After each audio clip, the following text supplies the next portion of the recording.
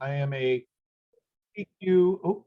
recording began. I am a CQII consultant, and then I tell folks I'm a health systems carpenter. I spend most of my time supporting healthcare organizations, agencies, and systems in thinking about how they could take this old house and make it look a little bit brand new. So helping do lots of renovations and upgrades. You might have heard it as transformation activities, but mostly it's just helping folks improve their services through using different methodologies like the model for improvement, which is the one we use here in our Ryan White program.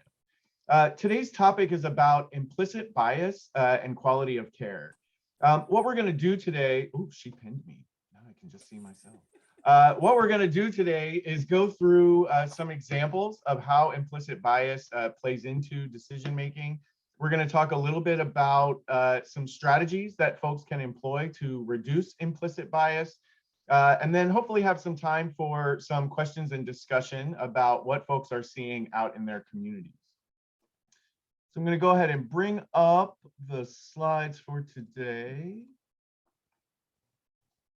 All right, Kamisha, can you see those? You can. Excellent. And let me just make sure that I share sound for when we get to the videos. All right. So our learning objectives for today are to define bias, implicit bias, and explicit bias, compare and contrast these two topics, demonstrate how assumptions and beliefs affect our decision-making, and then list strategies to decrease implicit bias, and then learn 8 evidence-based tactics to decrease implicit bias in healthcare delivery. So the first thing I want folks to do is step into a time machine and come back in time with me to 1973, when, depending on who you talk to in America, it was the best of times, the worst of times, right? Everybody has a different perspective, but all we know is that they were definitely different times. And yet some things back then sound a little familiar today. What I wanted to do was review a study that was conducted in 1973 that looked at the willingness of registered liberal and conservative party members in New York City to help a black or white motorist whose car had broken down on a highway. The way this study was designed, the callers, identifiable based on their dialects, so they're playing on people's stereotypes here about what they think people's voices sound like. And they claim to have been dialing a mechanic's number from a public telephone along the highway. And then they would go on to explain that they now needed someone's help to call the mechanic because they used their last coin and dialed the wrong number.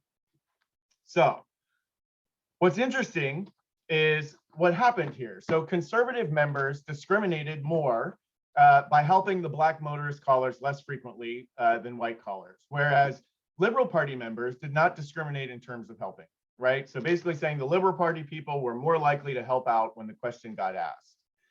However, and this is the interesting part, although the Liberal Party voters helped black and white callers equivalently, when they knew their assistance was needed, they had actually terminated these encounters more readily for black than white callers prior to learning of the caller's need for help. So when y'all think about that, what's going on there? So we've got Liberal Party voters who, if you ask me for help, I'm more likely to help you, but I'm also more likely to hang up the phone thinking you might need some help.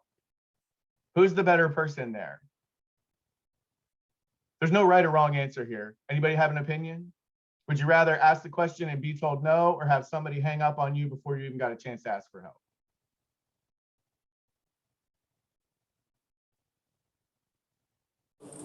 Ask the question.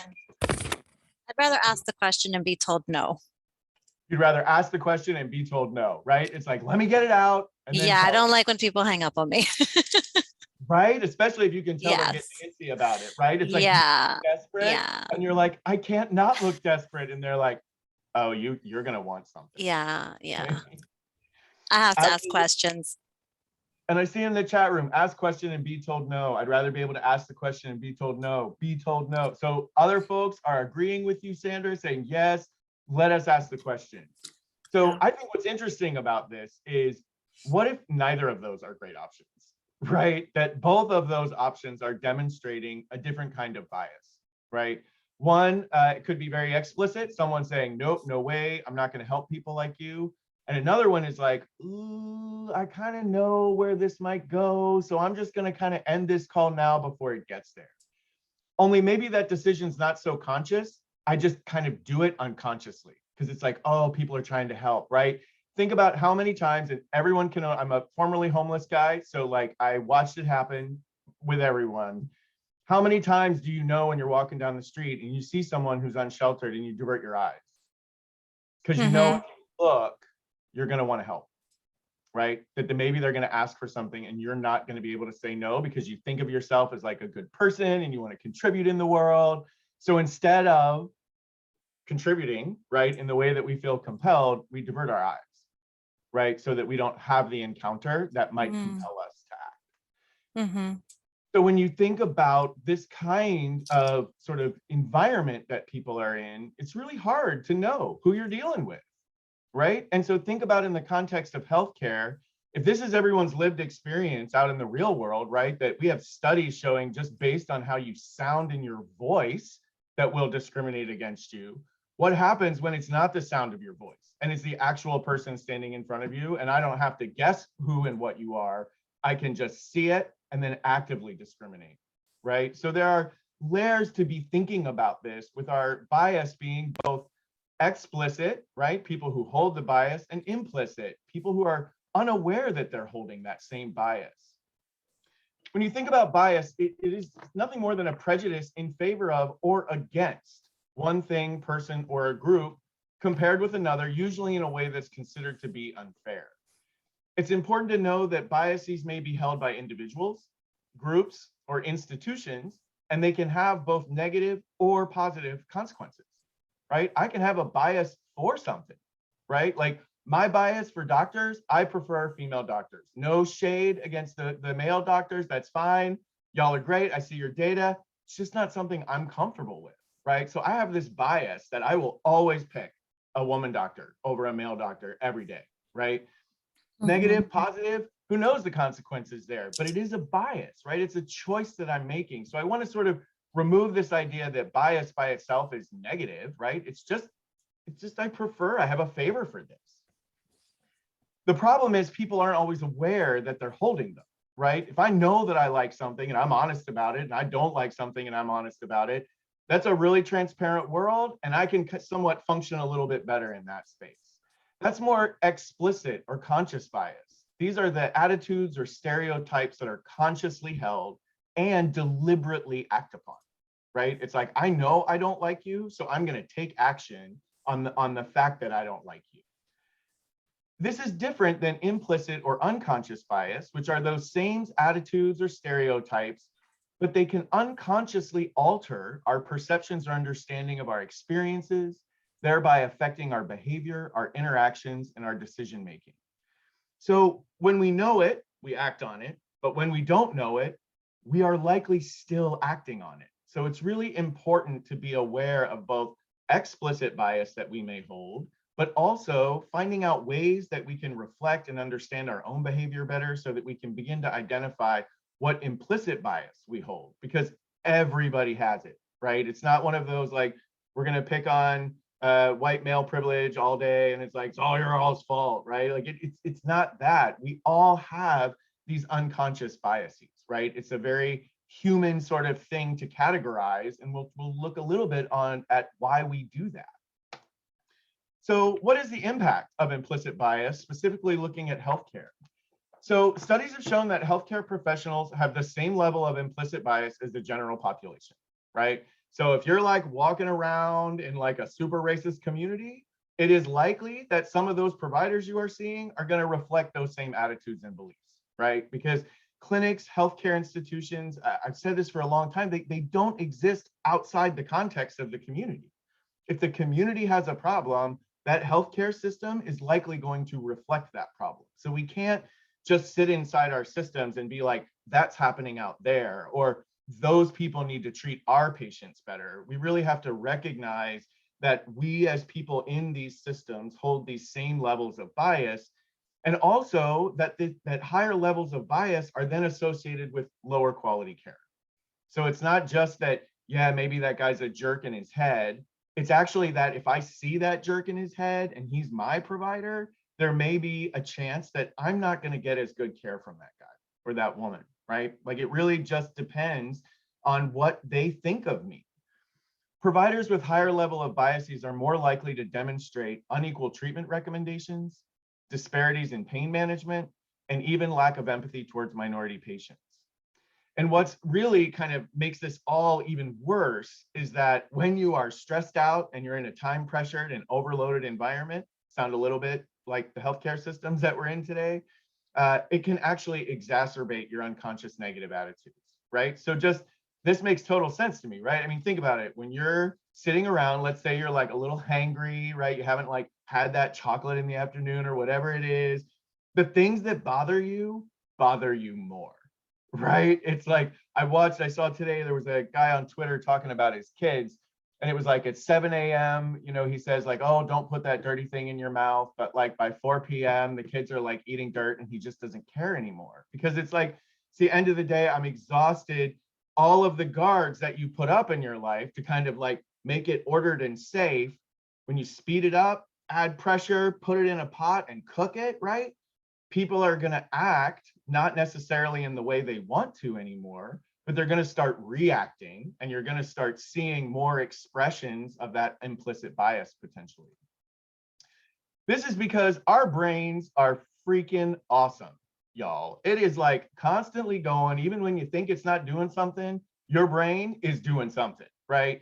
And what's neat about that is that sometimes we can do great things consciously with it.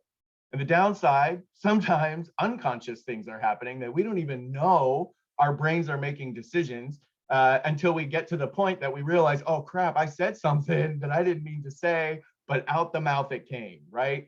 This is due to this concept of unconscious automation. I really love this, right? Automatic cognitive processes shape our human behavior, beliefs, and attitudes, right? This is the great secret. The more I started studying behavior, the more I became convinced that we are some of the most predictable creatures on the face of the earth. Everybody wants to be super unique, but really we're like pretty mechanical folks, right? If you can understand sort of the decision-making pathway and what people are sort of being stimulated by, you can have a pretty good sense of what they're going to do, right? And so unconsciously, even though we're unaware of these things happening, we do understand the mechanisms of it, right? How it happens, why it happens. Implicit or unconscious bias derives from our ability to rapidly find patterns in small bits of information, right? That sounds like what smart people do, right? They can look at lots of stuff and go, oh, here's all this information, let me synthesize it. A lot of what people do when they're synthesizing that information is they're rapidly sort of going through all their memory files, right? So it's kind of like skimming the book at the end. Well, sometimes when you skim, you miss some things, right? Sometimes those things you miss don't matter. Sometimes those things you miss matter, right? It's like if you ever walked out of a movie for like 5 minutes and then you came back and it was like, oh my God, what happened? Another time you walk out, you walk back in, it's like, oh, are we still here, right? Because it's sometimes you miss things that are important, sometimes you don't, right? And that's sort of what happens when you're rapidly flying through your head. Your brain is making all these decisions, evaluating all this information, trying to help you make these quick decisions. And although this process, right, this ability to sort of rapidly do this makes us more efficient, right, as decision makers, it helps us sort and filter our perceptions. It can actually promote inconsistent decision making and at worst, systematic errors in judgment. So how do we understand what's happening here, right? How do we like crawl inside our brains and like see these decisions being made? Well, thankfully, there are super smart people that like make cartoons and can visualize things, and they're way more creative than I am. So what I want to do now is show a short video about what happens in your brain related to sort of rash decisions. Why do we quickly make these sort of rash decisions in our life? What brings them about, and how might we be able to disrupt a rash decision and make it more methodical and more reflective? Hear that, Kamisha?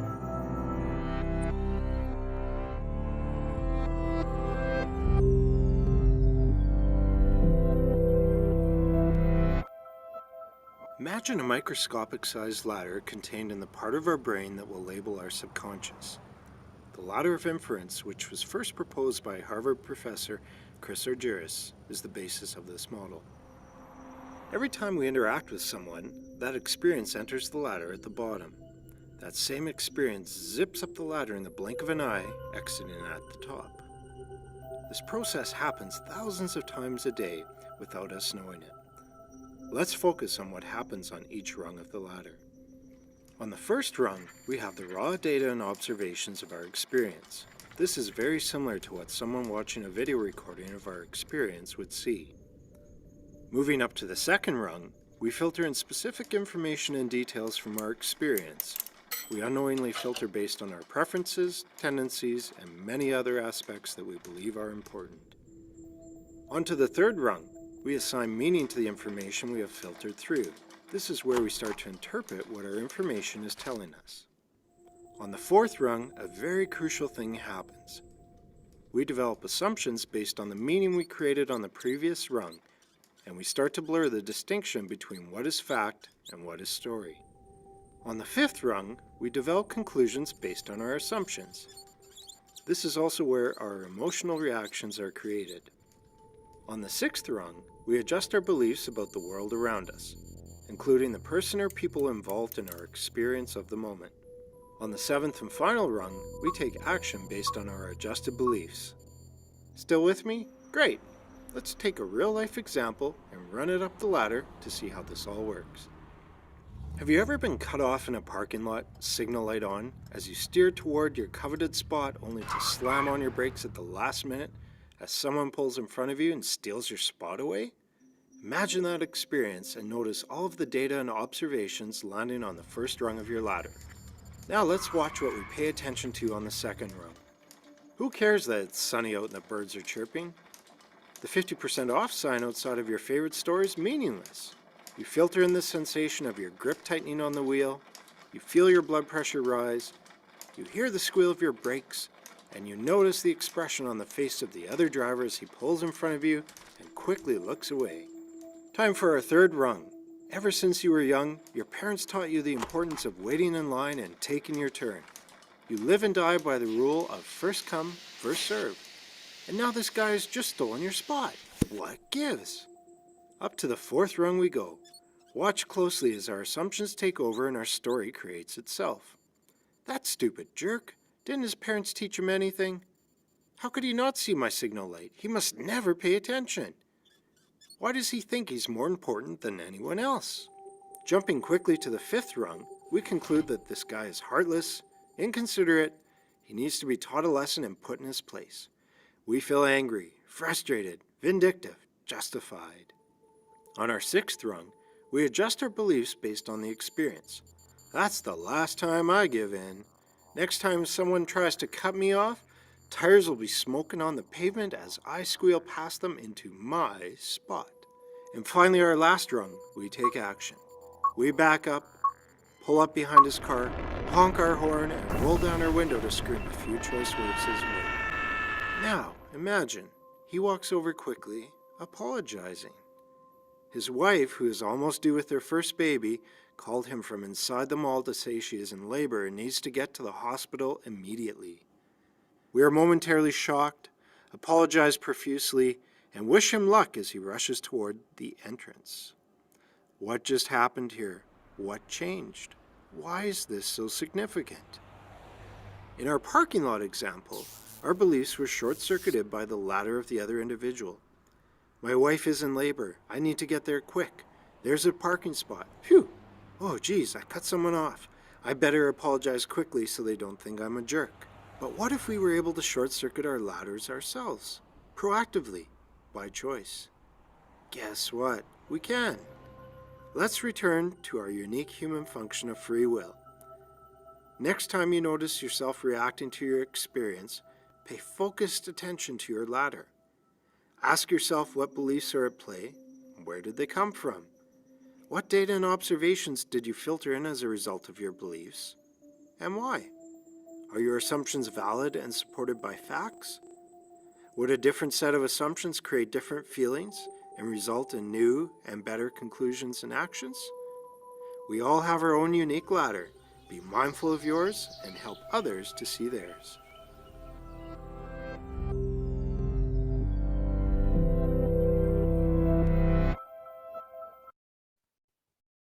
Awesome. So has anyone ever found themselves at the top of a ladder that you did not want to be on top of? I see in the chat room, Kelly said, I try to reframe daily. Too fast, that person is in a hurry to deliver a baby, or too slow, wow, that person is retired and life can be a bit slower for them. Nice. Maybe I swear first. I really like that. Everyone has these little strategies, right? It's almost like your empathy building sort of like tool. Mine is always, and I know this is like, it's not meant to be genderist, but I always think of my mom, right? Because she's older now, she's been through chemotherapy, right? And I'm just like, oh, what if that was my mom? How would I behave, right? And then suddenly I'm like rethinking about it, and then I'm carrying the lady's groceries, you know, to her car, and she's like, why is this guy carrying anything for me, right? But it's like you can, you know, sort of see where this sort of happens to us all the time, right? Like we just kind of in the heat of the moment, we start thinking things, we think we know what's going on, and we make a quick decision, right? And that quick decision is sometimes, and in my experience, I make a lot of stupid quick decisions, mostly wrong, right? Like you're just like, oh, that is not what I should have been doing. So one of the things that I really like about the ladder of inference is it's a way of thinking, right? If you know that you're a person who's like pretty hot and you can go flying up your ladder, before you like decide, ask yourself those questions, right? Kind of work back and go, okay, what did I see, right? Am I really seeing the full picture? As a person who formerly injected drugs, they do a lot of cognitive behavior therapy with us, you know, really trying to help, you know, like visualize sort of what's going on. And a lot of what they teach us to do is like, stop for a minute, right? Think about it. What's going on? Ask yourselves these contextual questions, right? The ladder of inference is a lot like that, right? It's a tool that everyone can use to kind of ask yourself, am I making the decision I want to be making right now, right? Or am I subject to implicit bias that's guiding my actual decisions? So just to review the rungs of the ladder, so first is observable data and experiences. So just like a camcorder would see it, right? Just taking video. You can select data from what you observe. So you're already starting to see the pieces that are most important to you and prioritizing them. Interpreting and adding meanings, both cultural and personal. So in the example in the video we saw where he said, didn't your parents teach you anything, right? It's the value of my parents taught me to wait in line. So therefore this action I'm seeing is bad, right? This person didn't have good parents, right? Then you make assumptions based on the meaning, draw conclusions, adopt beliefs about the world, and then you take actions on those beliefs. So the question that was asked in the video, you know, how can you disrupt the ladder of inference to mitigate the impact of implicit bias on quality of care? You know, they made it sound a little easy, right? Like you just have a totally lightning bolt moment. And the guy says, oh, my wife's pregnant. And suddenly you're just backing up and everything's calm and cool in the parking lot. It doesn't always work that way, right? It's not always that easy. Perspective taking, storytelling, narrative sharing, that is often has to be constructed, and you've got to be really paying attention to power and privilege and all the dynamics in the room about who gets to carry the story and tell the story and document the story. So no one way is going to kind of do this. What you can do, though, is use a bunch of different tools and resources, right? I think often people want to find that, you know, one thing that's going to fix this problem, but this is a multifaceted problem. It is complex. And one of the things that, you know, high functioning systems sort of do culturally is they don't look at complex things and try to erase its complexity, right? They see it for what it is, a complex problem, and we need to think about potentially multifaceted and complex solutions to those problems. So I found this really great article. I myself am not a very good academic. I'm in school, but it's not my sort of skill set. But I love academics because one, they know a lot of things, and two, they like to write down all of the things that they know, right? Which is just great. So you get to like know what they know and they organize it for you. So this was an article that was about how you identify, understand, and unlearn implicit bias in patient care. And one of the things that I've noticed as a person with HIV working on quality management teams and improvement teams and planning councils and planning bodies and in all the spaces and places that our voices are sort of integrated, is that when you sit down and you're sort of working in these shared spaces, we often get asked as the people with HIV, what should we do about this? Hey, person with HIV, fix our system. And it's like, okay, I'm sort of thought I was here as the person receiving care, but yeah, let me help you understand how you can be less biased. So what we'd like to do in this webinar is give you that toolbox, right? So that when you're sitting in a meeting and you're somewhere and somebody says, hey, we want to do something about implicit bias, what can we do? We want to give you some options to say, we could do this, or we could do this, or we could do this. So the frame that we want to look at, this article, as I mentioned earlier, was published by folks who run diversity and inclusion programs, one at University of Wisconsin, the other, I believe, with Kaiser Permanente. I'll double check on the article with that. And they sort of laid out these different strategies and gave it this sort of three component framework here, saying that the way you can mitigate implicit bias is by educating, exposing, and thinking about the approach that you take. When you think about education, the concepts of introspection and mindfulness. When you're talking about exposure, it's perspective taking, learning to slow down, and individuation, and we'll talk about each of these concepts. And the approach around checking your messaging, institutionalizing fairness, and doing a take two. So these are actually evidence-based tactics to reduce implicit bias. So let's take a look at each one. So the first one is called introspection. Introspection is nothing more than exploring and identifying your own implicit bias by taking an implicit association test or through other means. Has anyone here ever taken one of the Project implicit association tests before?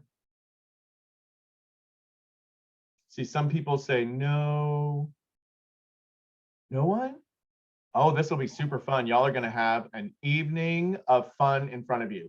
So what the implicit association test is, it is a test that can be taken online.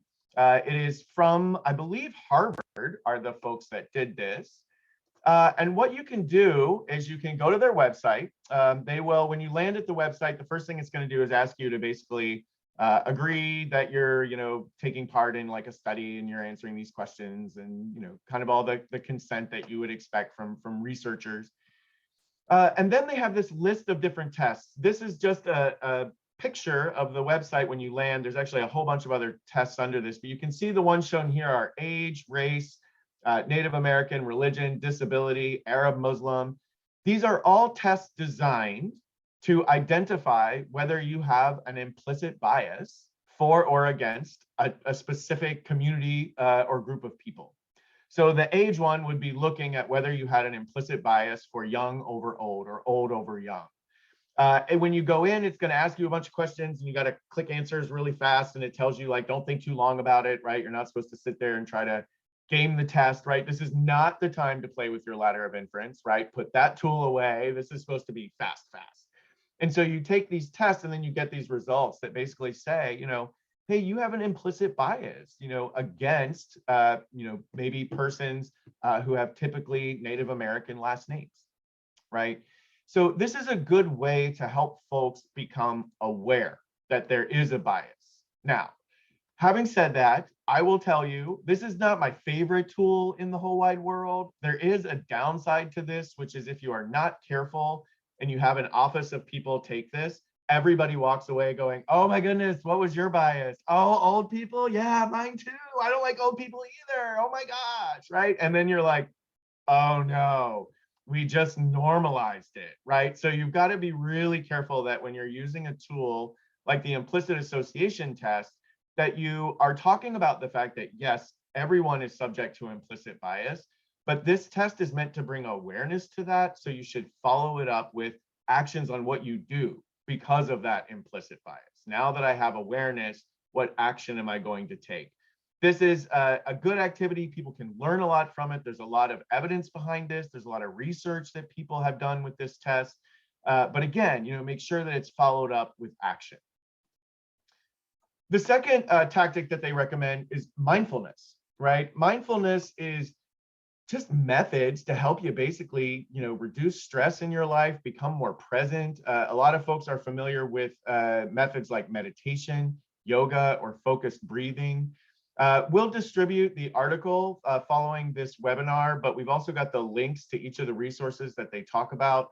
This was a fantastic article from Berkeley around 3 ways that mindfulness makes you less biased. One of the things that they identified was that mindfulness, learning to practice it, helps you actually see the full context for people's actions, right? And a lot of this has to do with being present and seeing things in their full scape, right? So when we think about our ladder of inference, it's being super present to that first rung of the ladder, right? Like, what all am I seeing here? Mindfulness can also help us decrease our negativity bias, right? People who practice mindfulness often become really super aware very quickly when they're in a judgment kind of space. And they're like, wow, I noticed I'm getting really judgy right now. What is that all about, right? And they stop sort of the day, what's going, the way that they're thinking, and they begin to examine, why am I thinking this, right? And that's a very mindfulness way to sort of walk through the world. The other one is about mindfulness may help us see others more as equals, right? And so when we're thinking about mindfulness practices, it keeps us often from landing in a place of comparison, right? A lot of people have been taught that you define your worth in relationship to other people's worth, right? So I'm worth something if I have more than that person, right? I am better if I'm smarter. I do this if my house is bigger, right? We have this very comparison-driven culture here in the United States and a lot of the dominant cultural frames that have a lot of the power structures, right?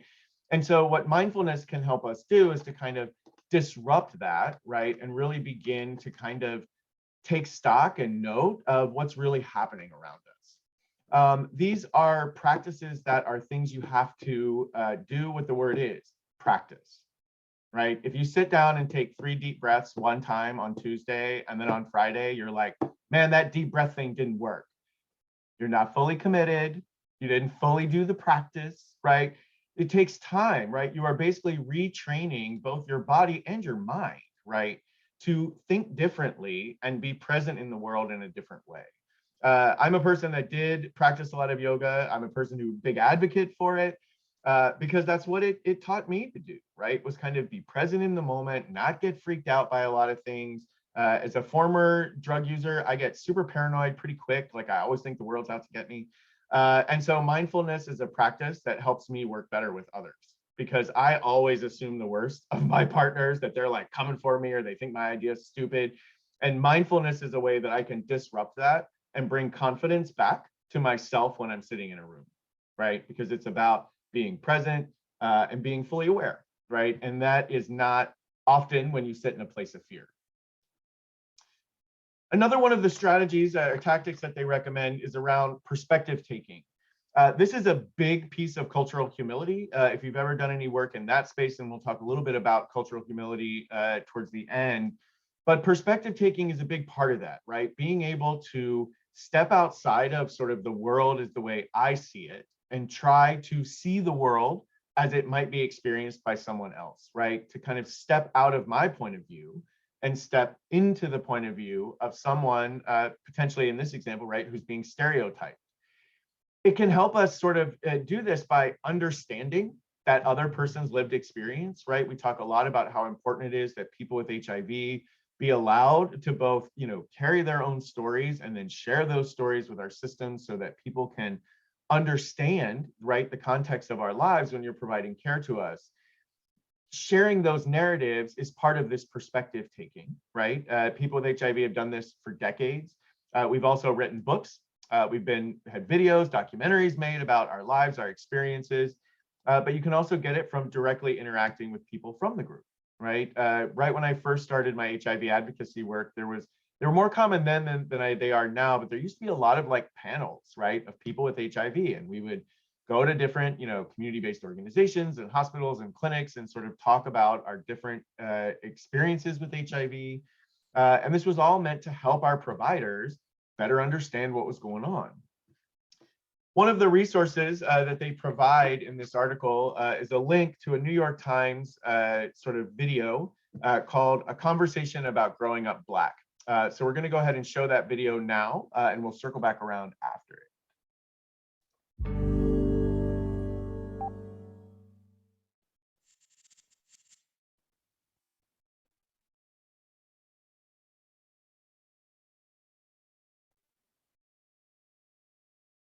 Racism means basically like A large part of a race feels that they're superior to another race.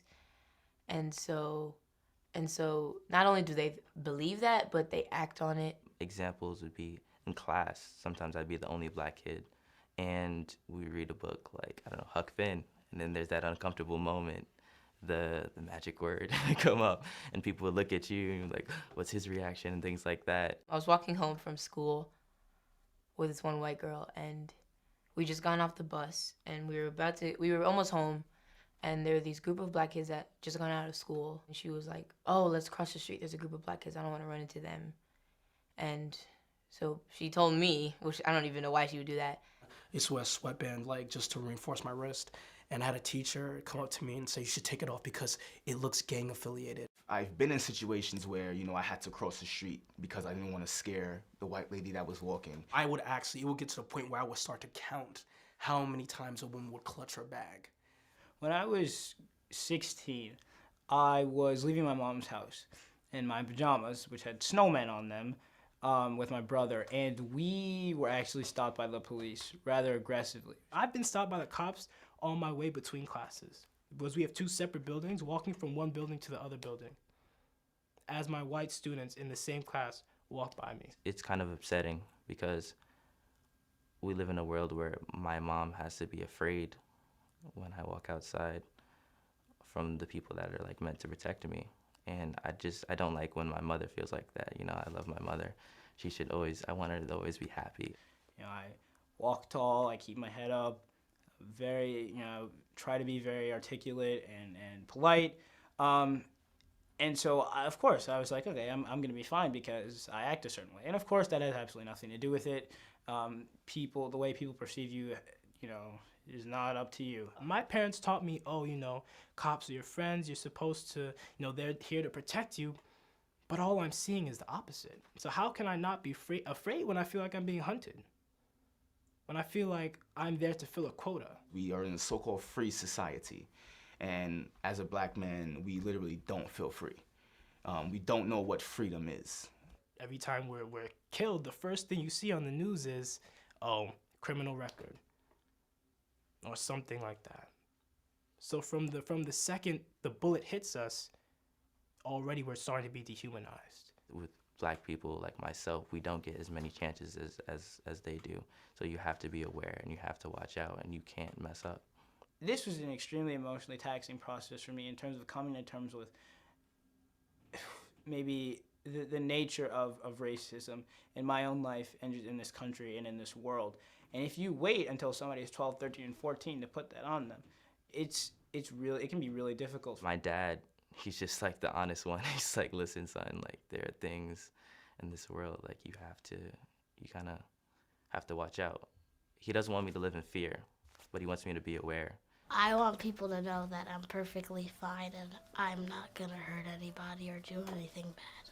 I should be judged about who I am and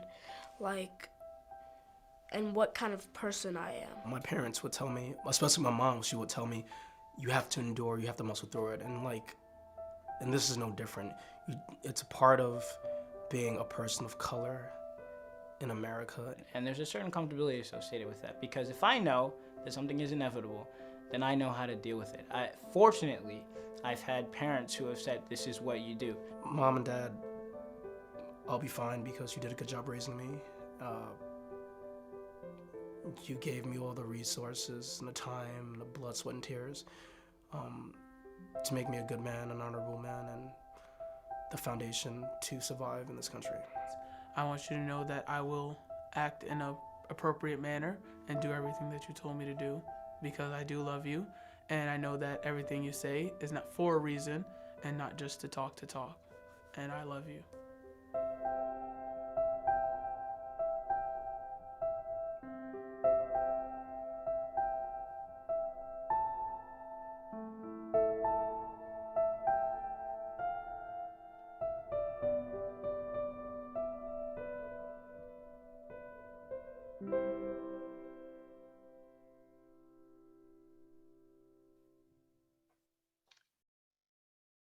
So first, I'd like to shake the hand of every one of those kids I can't imagine what it would be like to be that age and tell those stories. But I think when you watch a video like that, you can see how I hope another person's perspective can be very powerful, right?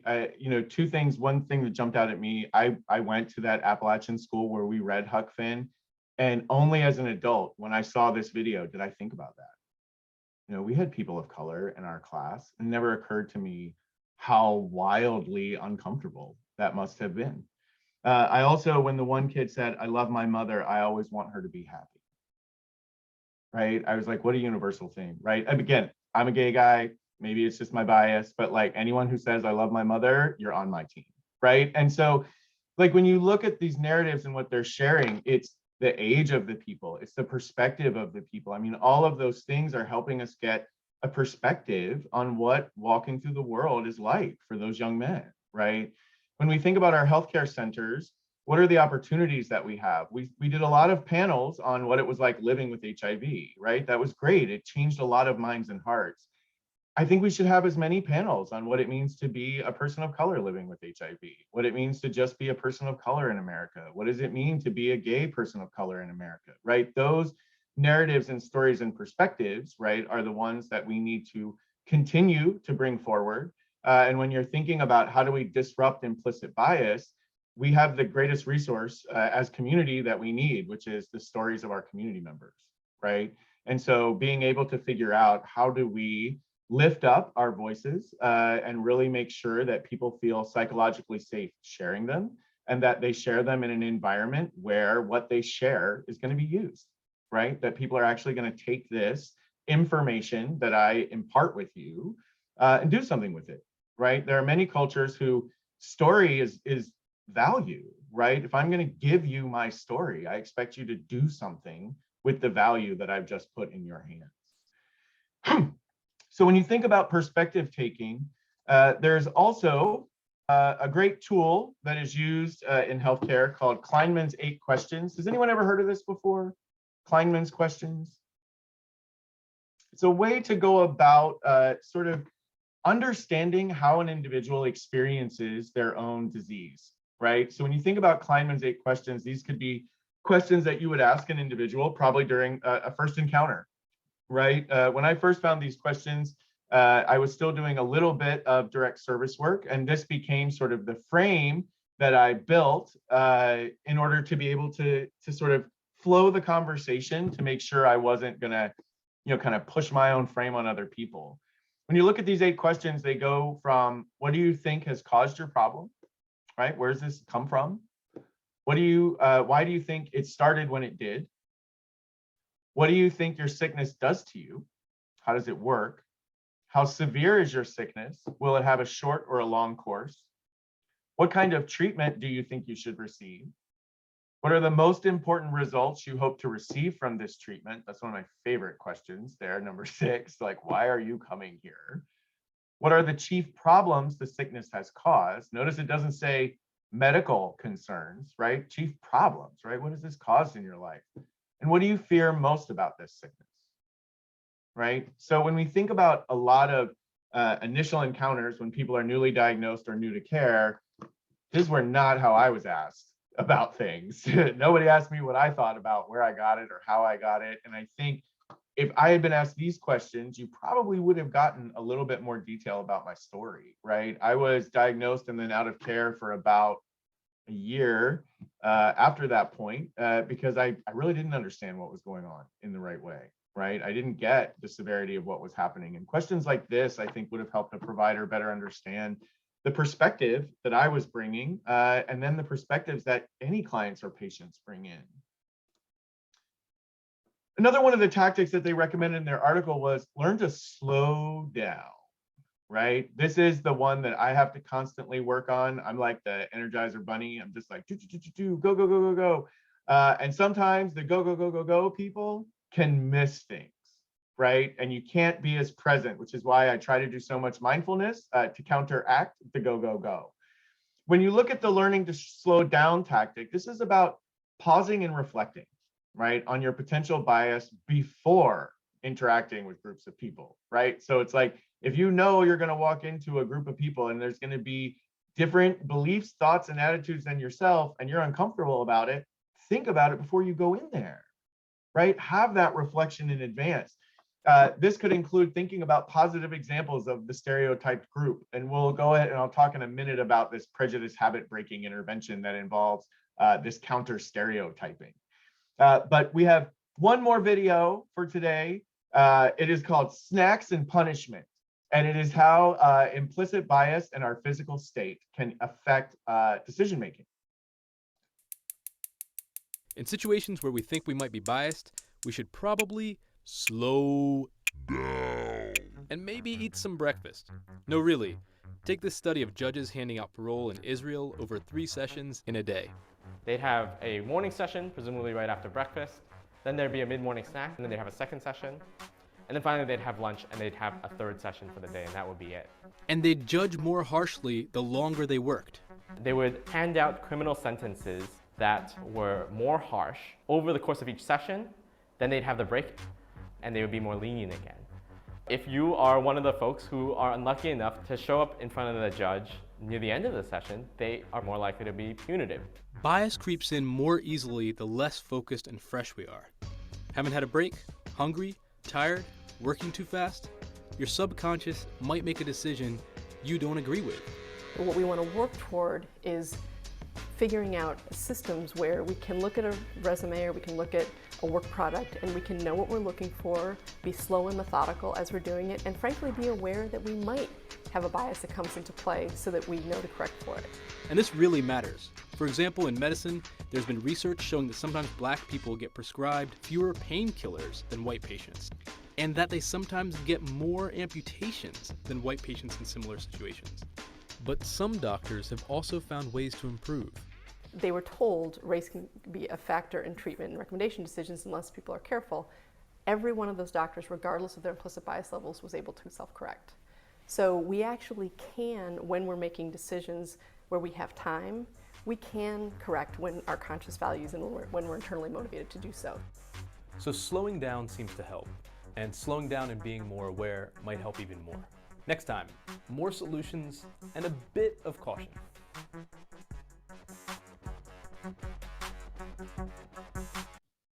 So has anyone ever sat on a grant review committee before? Or read applications? I see some hands going up. Were the ones at the end scored as fairly as the ones at the beginning, do you think? Everyone's going to be like, oh, yes, absolutely. I'm the most fair scorer in the whole wide world. Thank you. Ida says no, right? We got honesty in the room. I can tell you if it's more than 10 and it takes me like a day to do it, you can definitely see when I take breaks, when I come back, like there'll be a pattern, right, to how you're scoring or reacting to something.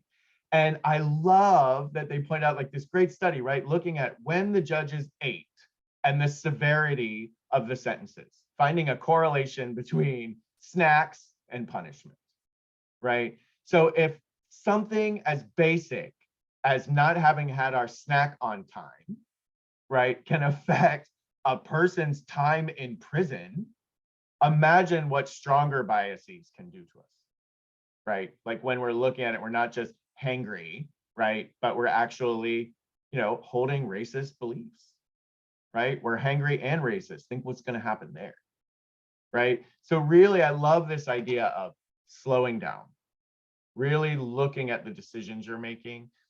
Whenever I'm in a position of authority where I'm having to hire someone, I try to be really slow with that process because when you look around, hiring is one of those things that it's like everywhere you see in healthcare, there are not enough people coming from marginalized communities.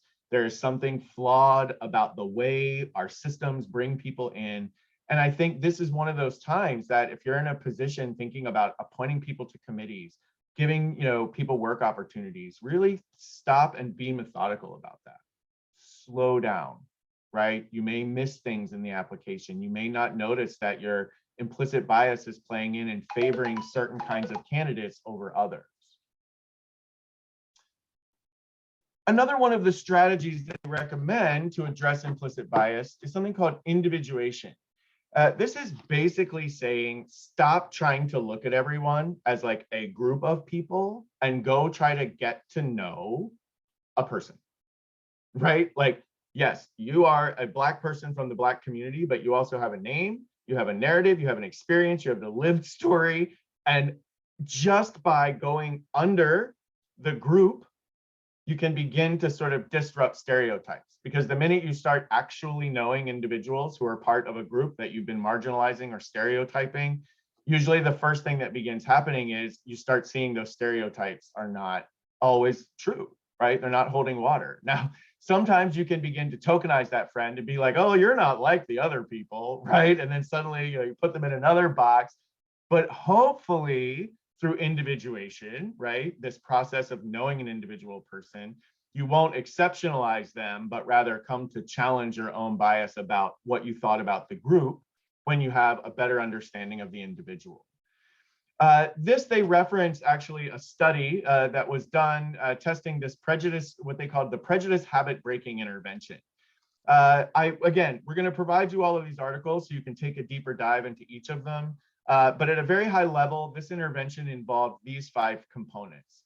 Stereotype replacement, where they would ask people to basically take stereotype responses and flip them around. How do I not make that a stereotypical response? So instead of just being aware, what's the action that I'm taking to take this stereotypical response and address it? That is often done with counter-stereotypic imaging. This is one that I gotta say, like, I'll let other folks read it and you can judge it on your own, but it sounded a little skeptical to me. This was basically saying if you hold like a negative bias about Black people, that you can counter stereotype by talking about Barack Obama, right? And like saying, oh, well, here's a counter stereotype to the general narrative. Now, in order to do that, you have to name that general narrative. And I think that's the part I get a little bit uncomfortable with in the counter stereotyping. But it really is meant to show that if somebody says, these people are like this, then you can look back and say, well, but this person isn't. So what happens then? If all of them are like this and this person is not, let's have a discussion, right? And then, as we just mentioned, individuation. This was also a part of this intervention, preventing the stereotypic inferences by obtaining specific information about group members. So they told people, go interview, go talk to people. Perspective taking, which we also mentioned, taking the perspective of the first person of a member of the stereotyped group. And then, as we've also talked about, increasing opportunities for contact, right? So thinking about putting people in connection with one another. All of these things taken together, and I've said this a couple times, awareness is a component of this, right? We need to be aware that this is happening.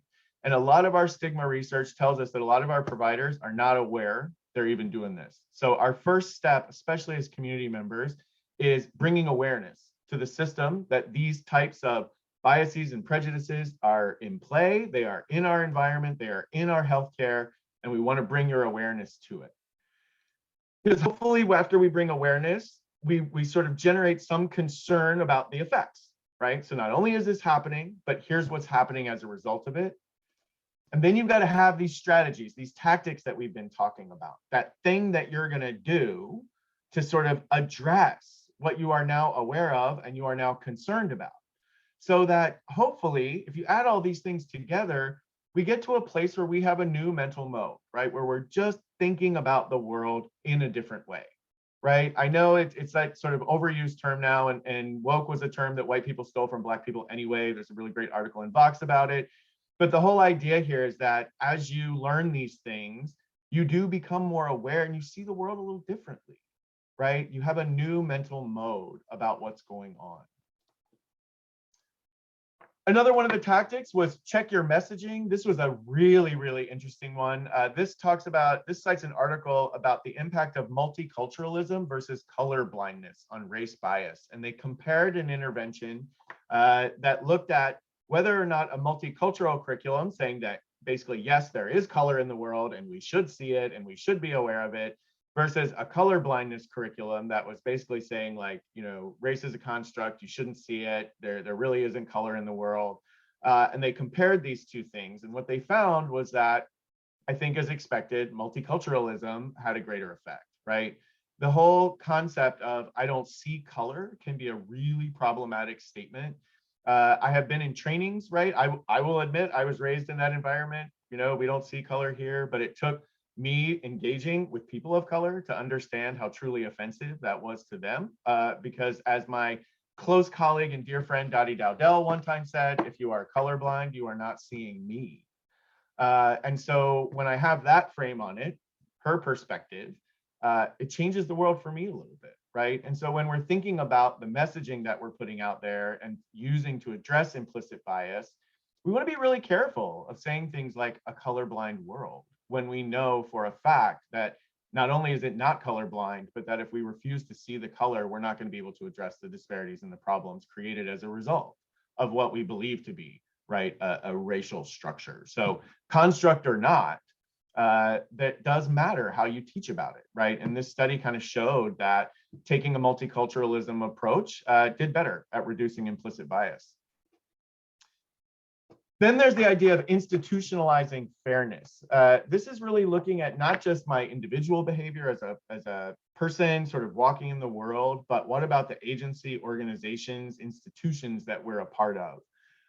This is, I've got the link here. It's called the Equity and Empowerment Lens. This comes from folks at Multnomah County out west. If you are not familiar with their materials or their resources, go Google them and get lost in their website. They do some really, really amazing things. And they've created sort of this approach to quality improvement that really incorporates and integrates this equity and empowerment lens. And the way they do that is by sort of going through this series of reflective questions about the issue, decision, or problem that they're facing. And they use this tool as a way to improve the planning, decision-making, and resource allocation for their project. It asks people to think at their core, right, these reflective questions that I was just mentioning. And it has this set of principles and processes that focus at all of these levels. And they do this by deconstructing what is not working around racial equity, right? People have tried a lot of things over the years, and we got a lot of programs that don't work still in place. Reconstructing and supporting what is working, right? There are things that are working out there, and we want to make sure that we're giving our funding and resources and attention to those projects and those agencies and organizations. Shifting the way we make decisions and think about our work, right? Thinking about the provision of healthcare as social justice and equity, right? I know a lot of us think that way, but not everybody thinks that healthcare is a right. And yet this equity and empowerment lens centers that and then asks you to think most critically about the communities of people in our country that are most restricted in that right. And then healing and transforming our structures, our environments, and ourselves.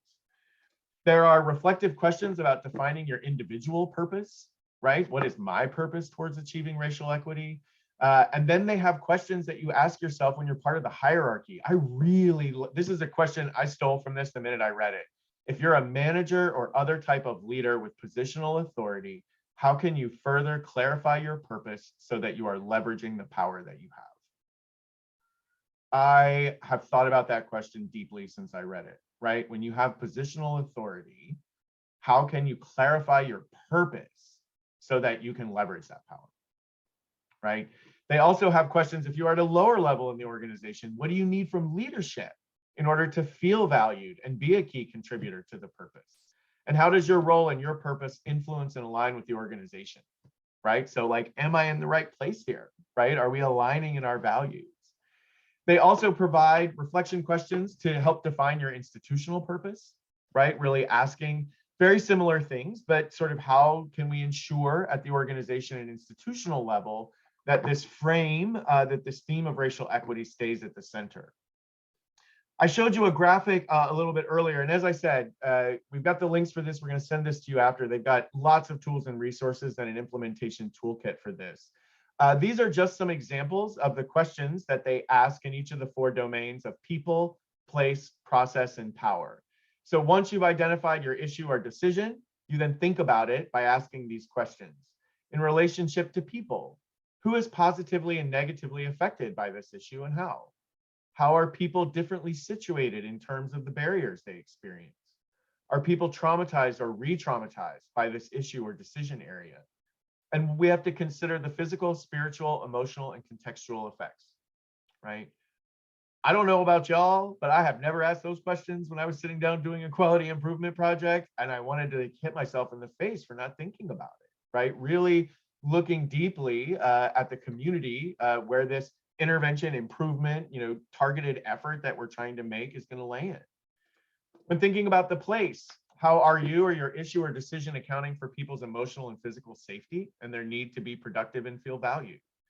How are you considering environmental impacts as well as environmental justice, right? I heard some amazing stuff recently about medical waste and what it's doing to climate change. And I'd never really thought about sort of the environmental impact of healthcare, but there's a whole bunch of stuff going on in that space. How are public resources and investments distributed geographically?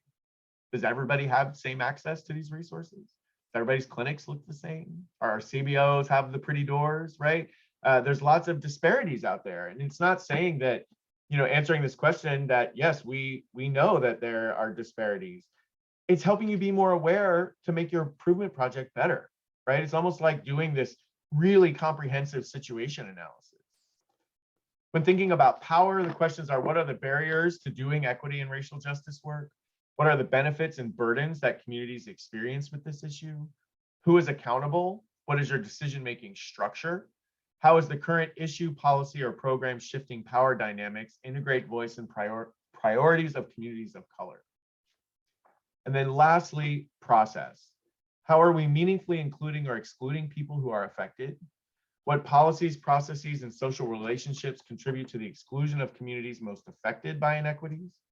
Are there empowering processes at every human touch point? And what processes are traumatizing and how do we improve them?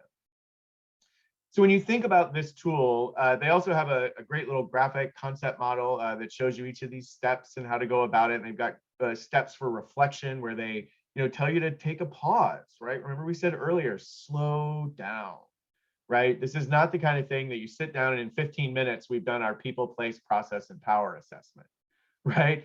These are deep discussions that if you've never had them as an organization, it's going to take a while, right? To dig into it and to truly understand it. Now, if you've been doing this work for a while, you may already have a lot of these questions answered, right? I know right now there's a national learning collaborative going on around stigma that I know folks are going to be digging into a lot of this kind of stuff. So if you've done a lot of this groundwork, you can build on it.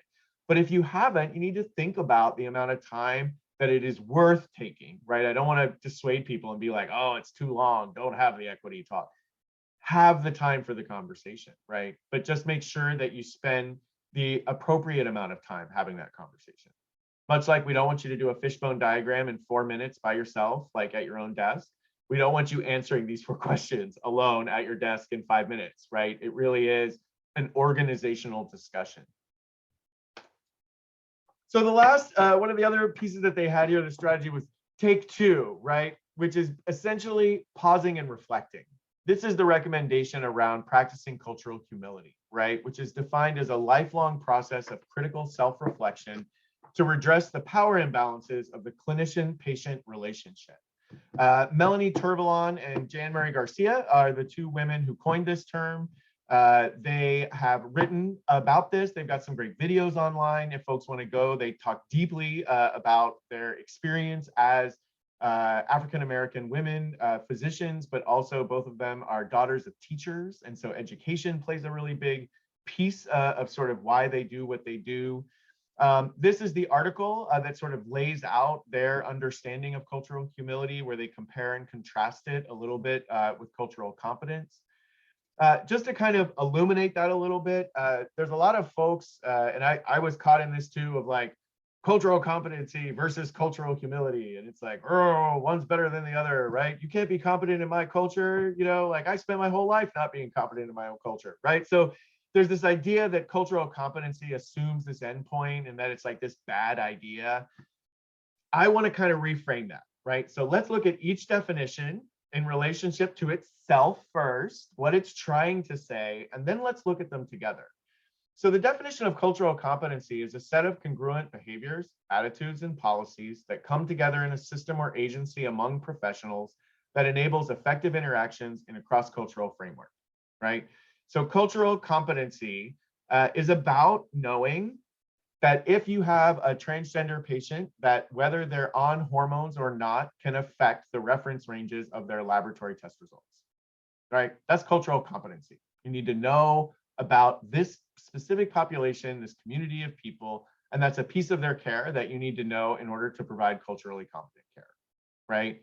It's about the provision, the task, the activity, right? The very mechanical, technical nature, right? I am culturally competent. I know how to have a cross-cultural conversation. I have been trained in the skills, right? That's very cultural competence. This is contrasted with cultural humility, right? Which is more this idea of like a way of being, right? You'll hear people talk about this a lot with interventions like motivational interviewing, right? That it's like, oh, it's just a way that you sort of become in the world. Cultural humility is a lot like that, right? It's defined as incorporating this lifelong commitment to one, self-evaluation and critique, right? So constant learning about myself, what I do in the world, the impact I have on the world, redressing the power imbalances, right? So cultural humility is not just about me sitting back and, being like, oh, I'm totally open to learning about new things, but I'm actively undoing the problems in the system that are causing these cultural problems, right? Like the fact that people are having these kinds of disparities in healthcare, that it's not just commitment to my self-reflection of my contribution to it, but that I'm going to actively do something about it. And then developing mutually beneficial and non-paternalistic partnerships with communities, right? So then we sit down and go, okay, we're going to partner with people for health and try to remove this idea of like the doctor telling everybody what to do. These two things, right? I think it's better if you think about them as like working together, right? Cultural humility and cultural competency. Cultural competency is more like the product. That's what we want. We want people to be culturally competent in their interactions. The way you get there, the process, is cultural humility, right? It's kind of these two things working together. There was a great article that came out in 2019 where I didn't put the word on here because it just makes people want to go screaming for the hills, but it's cultural compatibility, which is cultural competence plus cultural humility. And it was an attempt to sort of demonstrate how these two concepts are not in conflict with one another, but actually support and work together. No shade about it. It was written by the person who defined cultural competency, sort of responding to cultural humility. But if you read this article, it really does, I think, give you a much better perspective of why both of these concepts are very important, particularly when thinking about implicit bias and explicit bias. So just to recap, the evidence-based tactics that we talked about today were introspection, things like the implicit association tests, mindfulness, being more present, not having that life of comparison, perspective taking. We watched the video as well as talked about Kleinmans 8 questions, learning to slow down, be more intentional and methodical, individuation as a way to take us from group stereotype thinking down to understanding and learning about and meeting individuals, checking your messaging, avoiding things like colorblind sort of statements, recognizing that those are not effective, right? Institutionalize fairness by looking at the very structure that you work in that's producing the health outcomes. And lastly, take two, right? Pause, reflect. Every time you sort of interact with the world, you can expect some kind of reaction, right? So I love about sort of energy, right? I move in the world, something else moves. Whenever you move in the world, take the time to reflect on what that movement did to the world, right? Was it a good movement, a bad movement? What kind of wave or wake did you leave in the, pond of health, right, that you're responsible for? And really think about how we can, create calm waters, right, for everybody by recognizing that people make mistakes all the time. Nobody is perfect. Anybody who tells you that is lying. But what we do ask is that when you make a mistake, be conscious of it, try to understand where it came from, and hopefully try not to do it again, right? And if you find yourself doing it again, it wasn't right, apologize, right? And I'm sorry goes a really, really, really long way with folks, especially when you say something really stupid, right? Just admit it and turn back around, right? That's what Take Two is all about. Being culturally humble is also being aware when you're wrong and being comfortable saying it. So I know that I told you I was going to give you a toolbox of potpourri items, 101 ways that you can decrease implicit bias in your organization. We will make available the articles that I talked about today, and I'll tell you, in each one of those, there's more and more and more. So if you are an organization, or you're on a planning council or planning body, or you're sitting as a community member on one of these teams, or you're just wanting your healthcare to be a little bit better, go check out some of these resources that we'll provide. Find something that speaks to you that you think might work with your community. And the next time the clinic or organization is saying, hey, what could we do about this? Pull this presentation out, pull some of these ideas and throw these on the table. Say, here's some things I think we could do about this, right? So that people don't, sort of have great intention that lands in an environment of no intervention, right? There are things that we can do, even if they're small things. They will still have some impact, right? And if you can't change the world around you. So with that, we will we'll open it up for any questions or comments folks may have.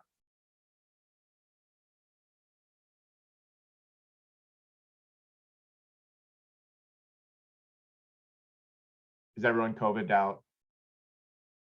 Right? It's like, that's it. It's a pandemic. We get it. Thank you for being here. We're going home now.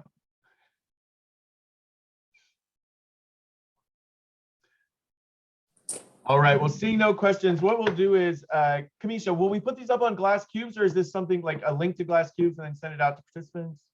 Oh, so since we have, I saw a couple of questions about sharing. We have your email addresses from when you registered. So we will send out the slides, and once we convert to YouTube, the recording, we'll share that as well so that you can have it. And then it will also be posted, not to glass cubes, but to the Target Center, to our landing page in the Target Center, CQII. So it'll be shared there as well. But it'll be sent to... No, go ahead. You finish. Then there's a question in the chat room. No, I was going to say it'll be sent to you directly since you registered and we have all your info. So now I'll jump on the super great question in the chat room. Mitchell said, I'm curious about seeing implicit bias in data. Fascinating question. I love this. So about 4 years ago, I was actually asked by the New York State Department of Health to talk to their Department of Epidemiology, right? And it was like all the epidemiologists, and they were like, stigma and healthcare data. And I was like, whoa, this is kind of intersectional and fun, right? Like, it's like the data nerds, like, how does this work with the public health thing? And when you look at the implicit bias, I think what you see is, look at how communities are defined. Look at how people are disaggregated and aggregated. And I think that's where you'll see, like, right off the bat, you'll see the implicit bias, right? It's like, no one, to my knowledge, right, has ever asked the gay community whether we wanted to be men who have sex with men. I never had that conversation. Nobody asked me. I was told that being gay is offensive to some people, which is great. I can hear that. I understand perspectives, but it's not to me, right? And so when people talk data and they say, MSM, it is like fingernails on a chalkboard for me, right? Now that could be my own thing. I'll get over it. I'll reflect on it. I will figure it out. But for me, it just really gets me. And what I know is that when I talk to other communities, everybody's got this thing where they like look at the data and go, that doesn't reflect what's actually happening in my community. We aggregate often based on what we think are the meaningful data points, right? Transmission, comorbidities, all the wellness pieces. But to me, when I think about it from like a community perspective, when I go to disaggregate community, that is not like that, right?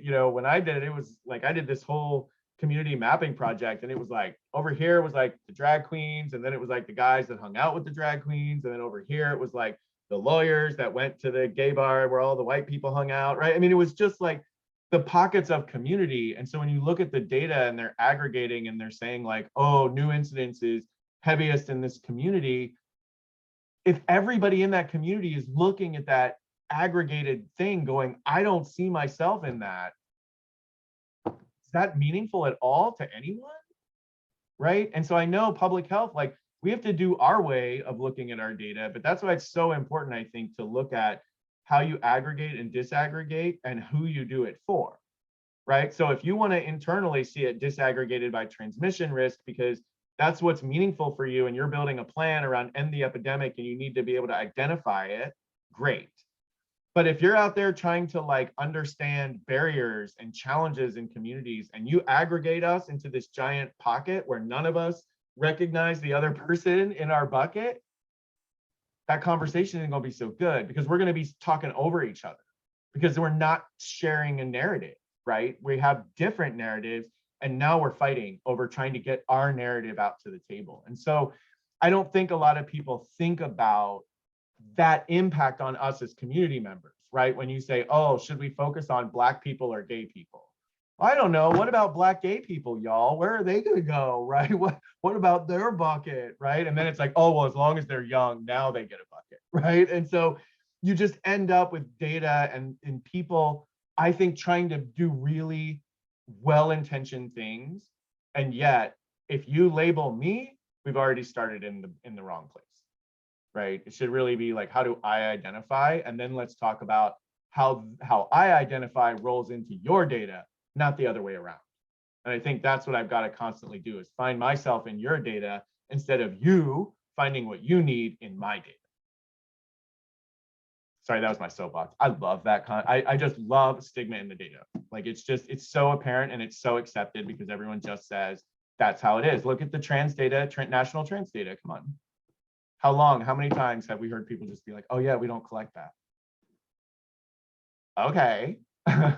Well, collect it, right? I mean, if you look into the census, we didn't collect Hispanic data until, what was it, the 70s? Right? They were not even part of the US Census. Didn't even exist. You didn't even ask the question. All right, I'll jump off. But if anyone has any other questions about that, I love that topic.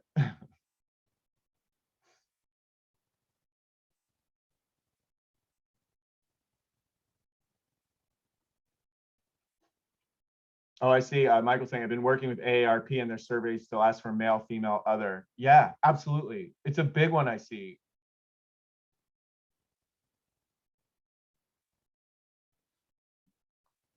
All right. Any other questions? I did put at the end of the slides is my email. So if anybody, I saw someone in there that was like, oh, I'd love to pick your brain. If y'all want to grab coffee sometime and we can sit around and just talk about like the implicit bias in the community, I will have that cup of tea with anyone.